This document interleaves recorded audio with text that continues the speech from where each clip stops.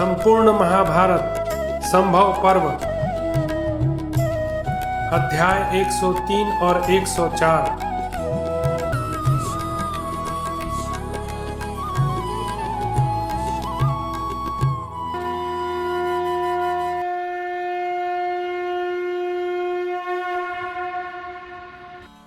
सत्यवती का भीष्म से राज्य ग्रहण और संतान उत्पादन के लिए आग्रह तथा भीष्म के द्वारा अपनी प्रतिज्ञा बतलाते हुए उसकी अस्वीकृति, भीष्म की सम्मति से सत्यवती द्वारा व्यास का आवाहन और व्यास जी का माता की आज्ञा से कुरुवंश की वृद्धि के लिए विचित्रवीर्य की पत्नियों के गर्भ से संतान उत्पादन करने की स्वीकृति।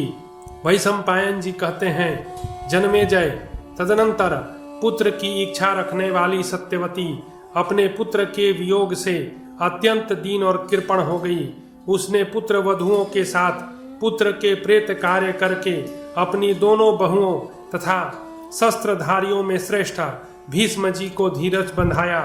फिर उस महाभगा मंगलमयी देवी ने धर्म, पितृकुल तथा मातृकुल की ओर देखकर गंगानंदन भीष्म से कहा, बेटा, सदा धर्म में तत्पर रहने वाले परम यशस्वी कुरुनंदन महाराज शांतनु के पिंड, कीर्ति और वंश ये सब अब तुम्ही पर अवलंबित हैं। जैसे शुभ कर्म करके स्वर्गलोक में जाना निश्चित है, जैसे सत्य बोलने से आयु का बढ़ना अवश्यम भावी है, वैसे ही तुम में धर्म का होना निश्चित है। धर्मज्ञ, तुम सब धर्मों को संक्षेप और विस्तार से जानते हो। नाना प्रकार की श्रुतियों और समस्त वेदांगों का भी तुम्हें पूर्ण ज्ञान है। मैं तुम्हारी धर्मनिष्ठा और कुलोचित सदाचार को भी देखती हूँ। संकट के समय शुक्राचार्य और बृहस्पति की भांति तुम्हारी बुद्धि उपयुक्त कर्तव्य का निर्णय करने में समर्थ है। अतः धर्मात्माओं में श्रेष्ठ भीष्म, तुम पर अत्यंत विश्वास रखकर ही मैं तुमसे एक आवश्यक कार्य में लगाना चाहती हूँ। तुम पहले उसे सुन लो, फिर उसका पालन करने की चेष्टा करो। मेरा पुत्र और तुम्हारा भाई विचित्रवीर्य, जो पराक्रमी होने के साथ ही तुम्हें अत्यंत प्रिय था, छोटी अवस्था में स्वर्गवासी हो गया। नरश्रेष्ठ, उसके कोई पुत्र नहीं हुआ था। तुम्हारे भाई की ये दोनों सुंदर रानियां, जो काशीराज की कन्याएं हैं, मनोहर रूप और युवावस्था से संपन्न हैं। इनके हृदय में पुत्र पाने की अभिलाषा है। भारत, तुम हमारे कुल की संतान परंपरा को सुरक्षित रखने के लिए स्वयं ही इन दोनों के गर्भ से पुत्र उत्पन्न करो। महाबाहो, मेरी आज्ञा से यह धर्म कार्य तुम अवश्य करो। राज्य पर अपना अभिषेक करो और भारतीय प्रजा का पालन करते रहो। धर्म के अनुसार विवाह कर लो, पितरों को नरक में न गिरने दो। वैशंपायन जी कहते हैं, जन्मेजय, माता और सुहृदों के ऐसा कहने पर शत्रु दमन धर्मात्मा भीष्म ने यह धर्मानुकूल उत्तर दिया। माता, तुमने जो कुछ कहा है वह धर्मयुक्त है, इसमें संशय नहीं। परंतु मैं राज्य के लोभ से न तो अपना अभिषेक कराऊंगा, न स्त्री सहवास ही करूंगा।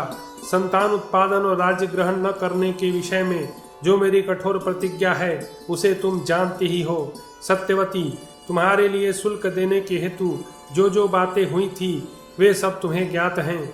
उन प्रतिज्ञाओं को पुनः सच्ची करने के लिए मैं अपना दृढ़ निश्चय बताता हूँ। मैं तीनों लोकों का राज्य, देवताओं का साम्राज्य अथवा इन दोनों से भी अधिक महत्व की वस्तु को भी एकदम त्याग सकता हूँ, परंतु सत्य को किसी प्रकार नहीं छोड़ सकता।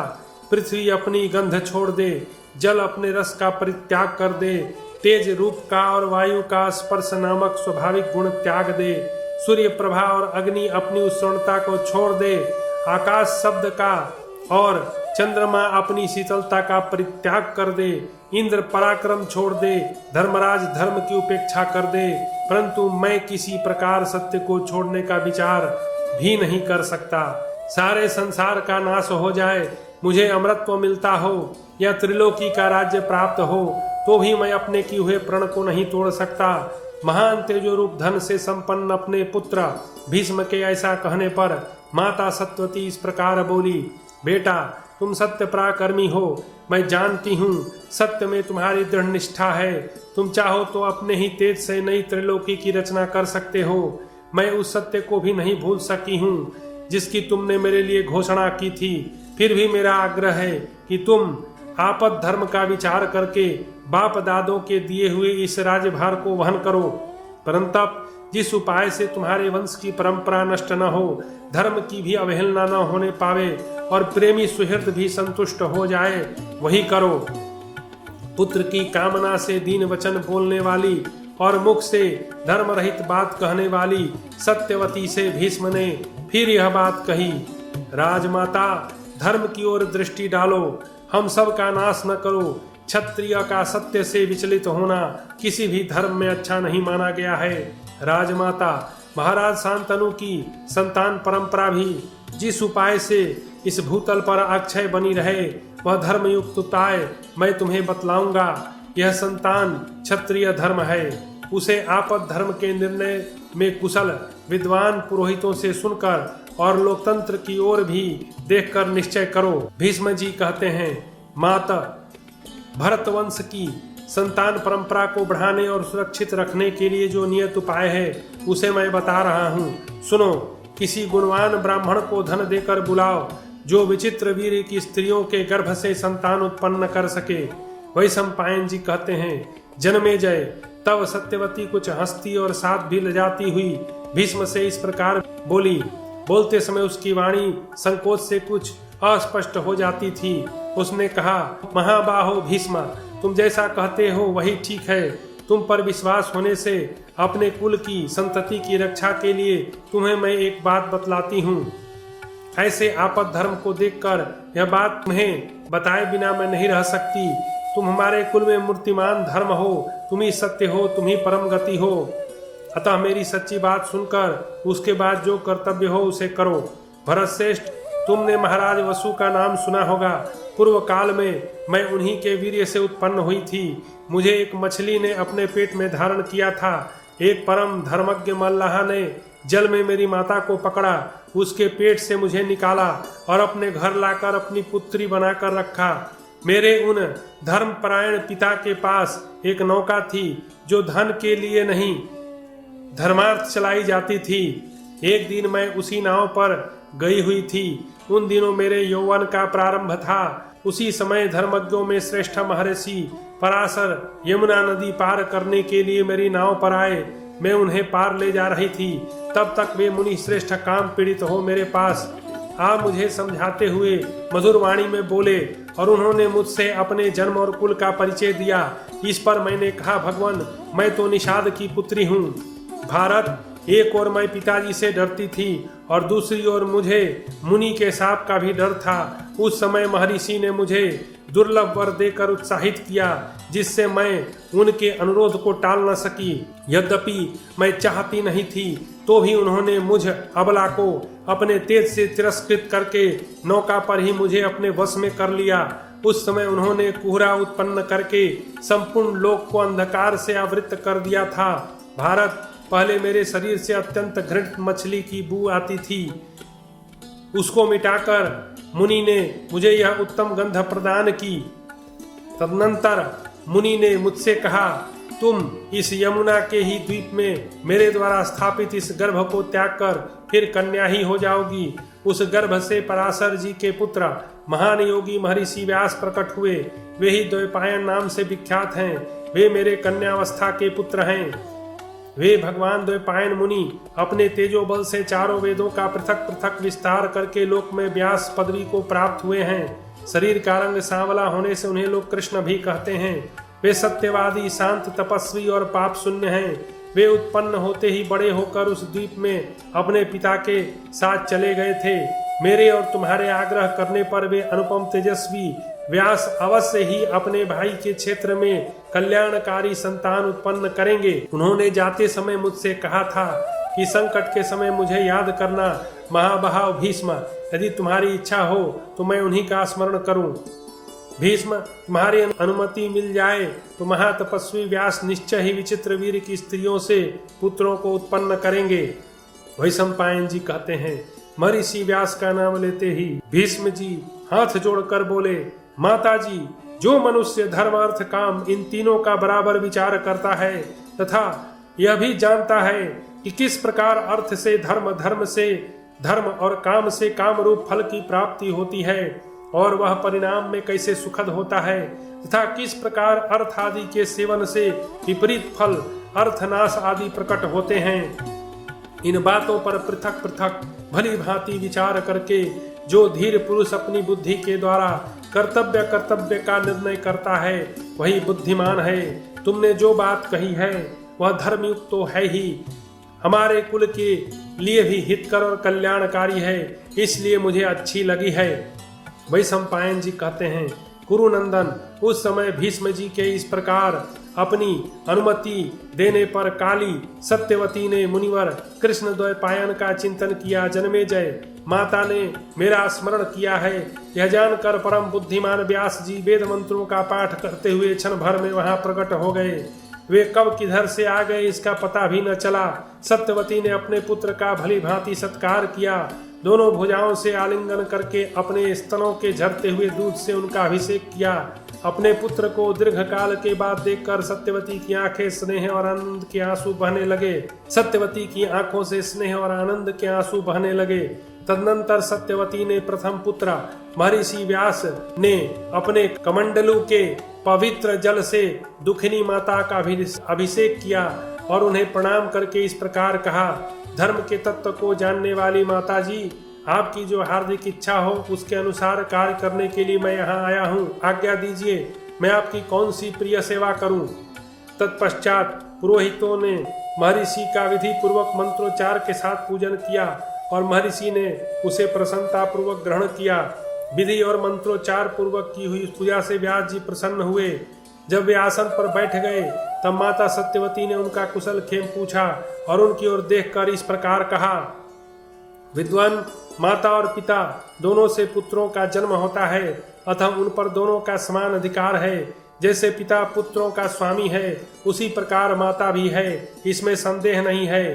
ब्रह्मर्षि विधाता ने विधान या मेरे पूर्व जन्म के पुण्य से जिस प्रकार तुम मेरे प्रथम पुत्र हो, उसी प्रकार विचित्र वीर्य मेरा सबसे छोटा पुत्र था। जैसे एक पिता के नाते भीष्म उसके भाई हैं, उसी प्रकार एक माता के नाते तुम भी विचित्र वीर के भाई हो। बेटा, मेरी तो ऐसी ही मान्यता है, फिर तुम जैसा समझो। ये सत्य पराक्रमी शांतनु नंदन भीष्म सत्य का पालन कर रहे हैं।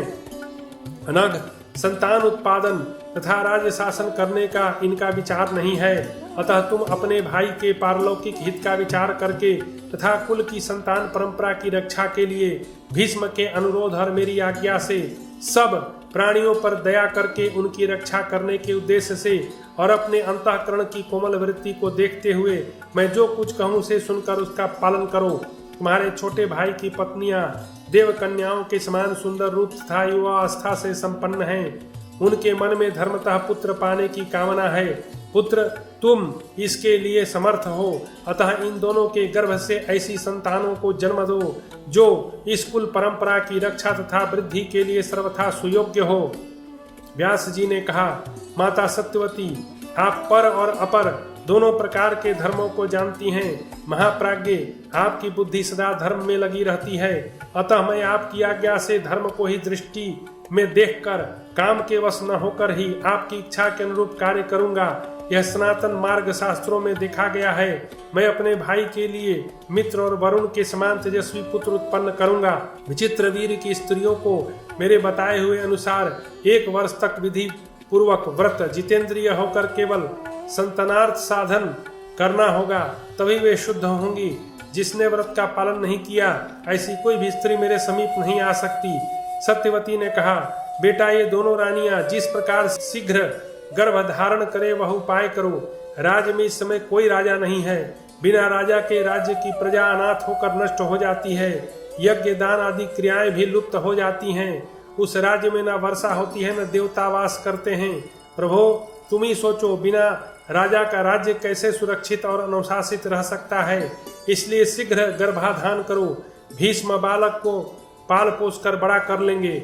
व्यास जी बोले, माँ, यदि मुझे समय का नियम न रखकर शीघ्र ही अपने भाई के लिए पुत्र प्रदान करना है तो उन देवियों के लिए यह उत्तम व्रत आवश्यक है कि वे मेरे असुंदर रूप को देखकर शांत रहें, डरे नहीं। यदि अंबिका मेरे गंध रूप वेश और शरीर को सहन कर ले तो वह आज ही एक उत्तम बालक को अपने गर्भ में पा सकती है। वैशंपायन जी कहते हैं, जन्मेजय, ऐसा कहने के बाद महातेजस्वी मुनि श्रेष्ठ व्यास जी सत्यवती से, फिर अच्छा तो कौशल्या ऋतु स्नान के पश्चात शुद्ध वस्त्र और श्रृंगार धारण करके सैया पर मिलन की प्रतीक्षा करे। यों कहकर अंतर ध्यान हो गए। तदनंतर देवी सत्यवती ने एकांत में आई हुई अपनी पुत्र वधू अंबिका के पास आकर उससे आपद धर्म और अर्थ से युक्त हितकारक वचन कहा। कौशल्य, मैं तुमसे जो धर्म संगत बात कह रही हूँ उसे ध्यान देकर सुनो। मेरे भाग्य का नाश हो जाने से अब भरत वंश का उच्छेद हो चला है, यह स्पष्ट दिखाई दे रहा है। इसके कारण मुझे व्यथित और पितृकुल को पीड़ित देख भीष्म ने इस कुल की वृद्धि के लिए मुझे एक सम्मति दी है। बेटी, उस सम्मति की सार्थकता तुम्हारे अधीन है। तुम भीष्म के बताए हुए अनुसार मुझे उस अवस्था में पहुंचाओ जिससे मैं अपने अभीष्ट की सिद्धि देख सकूं। सुश्रोणी, इस नष्ट होते हुए भरतवंश का पुनः उद्धार करो। तुम देवराज इंद्र के समान एक तेजस्वी पुत्र को जन्म दो, वही हमारे कुल के इस महान राजभार को वहन करेगा। कौशल्या धर्म का आचरण करने वाली थी। सत्यवती ने धर्म को सामने रखकर ही उसे किसी प्रकार समझा बुझाकर बड़ी कठिनता से इस कार्य के लिए तैयार किया। इसके बाद ब्राह्मणों, देवर्षियों तथा अतिथियों को भोजन कराया। इस प्रकार श्री महाभारत आदि पर्व के अंतर्गत संभव पर्व में सत्यवती उपदेश विषयक 103 और 104 अध्याय पूरा हुआ।